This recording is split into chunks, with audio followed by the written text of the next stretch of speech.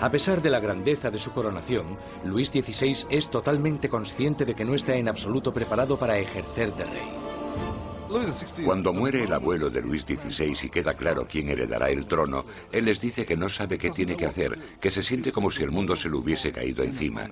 A pesar de haber tenido una educación enfocada a su futuro reinado, no se siente preparado.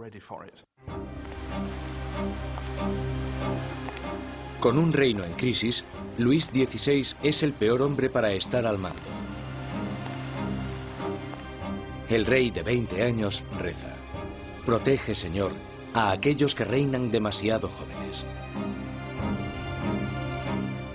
Instalados en los aposentos reales de Versalles, Luis XVI y María Antonieta empiezan su nueva vida como jóvenes monarcas. Aunque solo a 19 kilómetros, en París, está surgiendo una nueva era. Una era que entra en colisión directa con la monarquía en sí. Es la peligrosa nueva era de las ideas, la era de la Ilustración.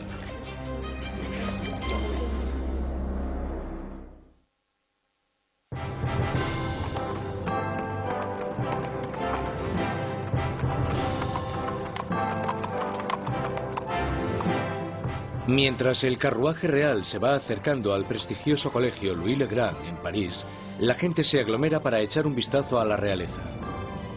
Es el momento de darle la bienvenida a París al nuevo rey, Luis XVI, y a su joven esposa.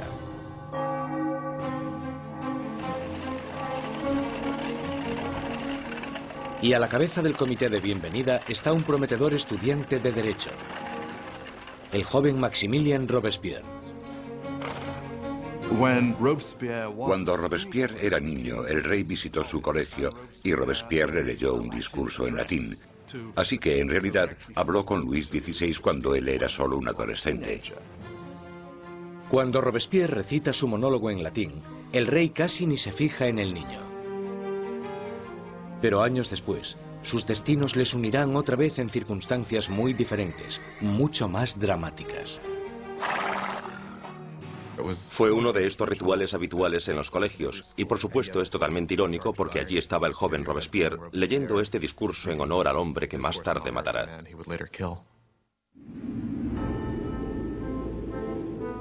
Por ahora, su acogida es cariñosa y sus halagos sinceros. La visita de los monarcas puede que ganase los corazones de la gente, pero sus mentes se están inclinando cada vez más hacia una dirección totalmente diferente. Desde la Edad Media, la sociedad europea se había dividido en tres clases distintas, establecidas en el nacimiento.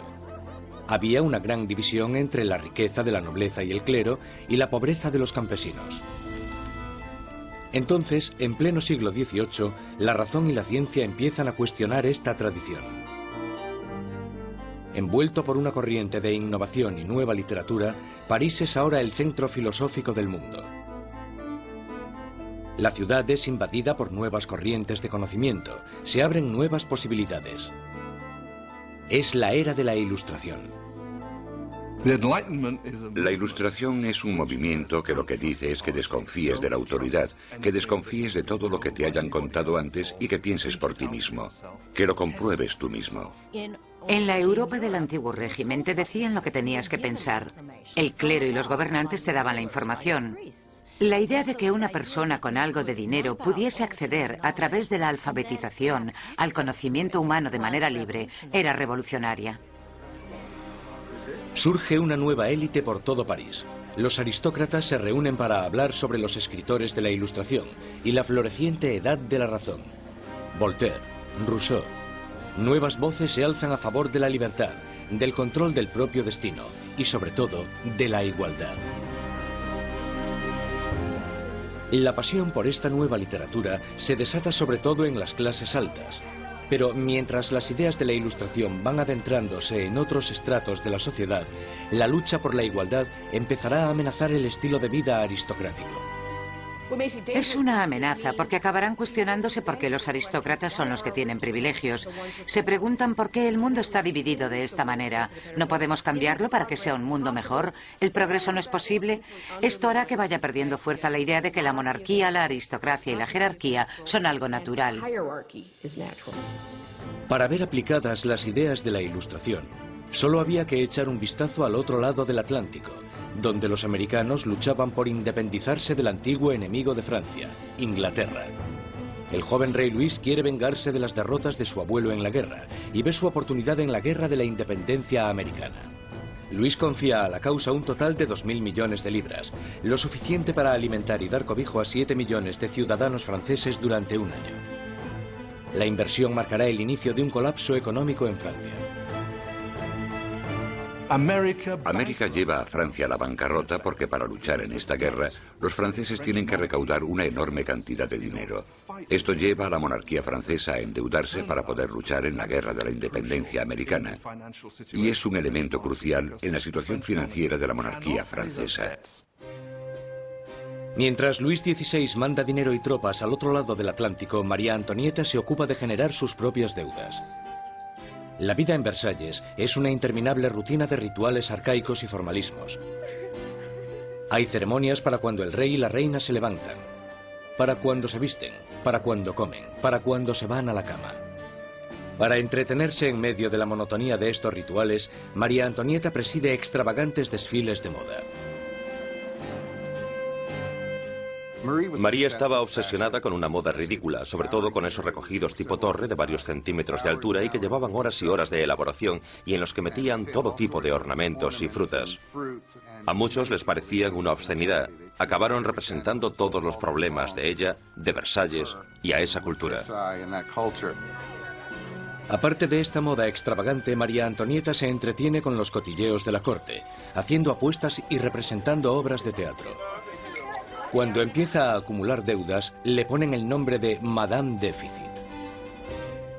A María le ponen el nombre de Madame Déficit, ya que el país está sumido en un caos económico, y ella sigue gastando en vestidos, joyas y zapatos como si nada. Ella era la Imelda Marcos de su época.